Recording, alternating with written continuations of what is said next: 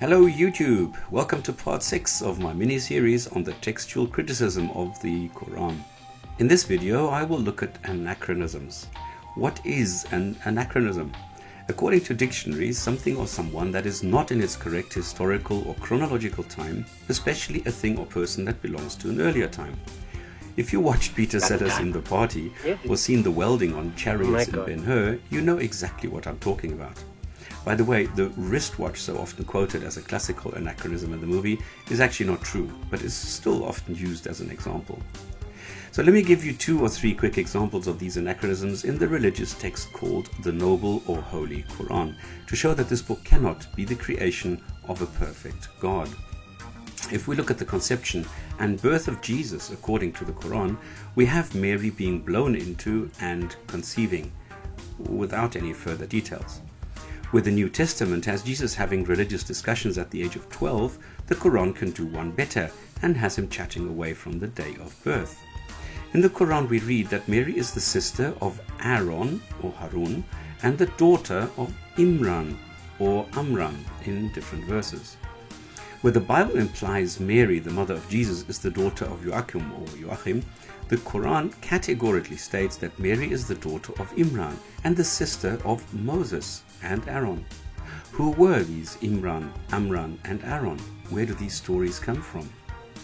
Well, there were several popular collections of stories circulating at the time called, for example, The Birth of Mary and the Childhood of the Saviour, which later became the Gospel of Pseudo-Matthew, or Narration about the Childhood of the Christ, where you could find these names and which explains the author's misunderstanding. Looking at the Bibles, for example 1 Chronicles 6:3, we do find a Miriam or Mary, sister of Aaron. The children of Amram, Harun, Moses and Maryam, which would make a woman called Mary the sister of Aaron and Moses. But they are said to have existed around 1500 before the Common Era and the miraculous conception of Mary or Maryam, the mother of Jesus. Wrong Mary. Oops. This, of course, has not gone unnoticed by Islamic scholars and apologists, who are quick to point out that here the Quran is not to be taken literally and that daughter and sister are, well, in these verses, spiritual words and only relate to the fact that Mary, the mother of Jesus, shared a genealogy and was part of the larger family.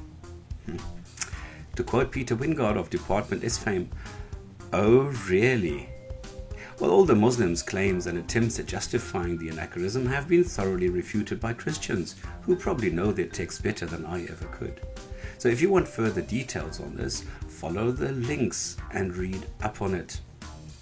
For my next example, I went to Exodus 32, where it says Aaron created a golden calf. The Quran repeats the story in Surah 20:87, alas with a slight difference.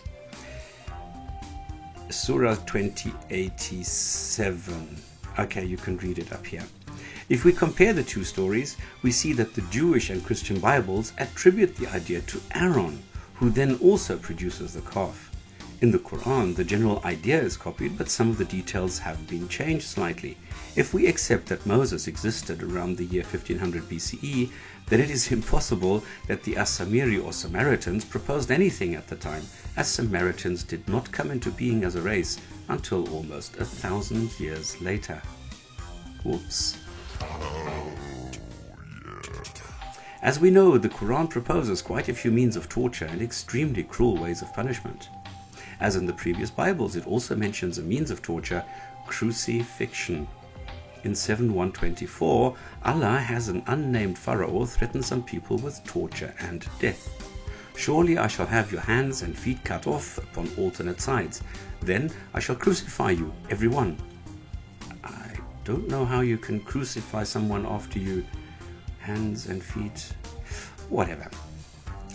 Now, while cutting off hands and feet may have been standard practice by Arabs 3,000 or 4,000 years ago, during the rule of the pharaohs, crucifixion had not been invented yet. It would take another 1,500 or 2,000 years until the Phoenicians or the Carthaginians developed this charming method, which was later copied by the Romans. So no pharaoh could have possibly heard of crucifixion, and it is not mentioned in any Egyptian text of that era. Whoops.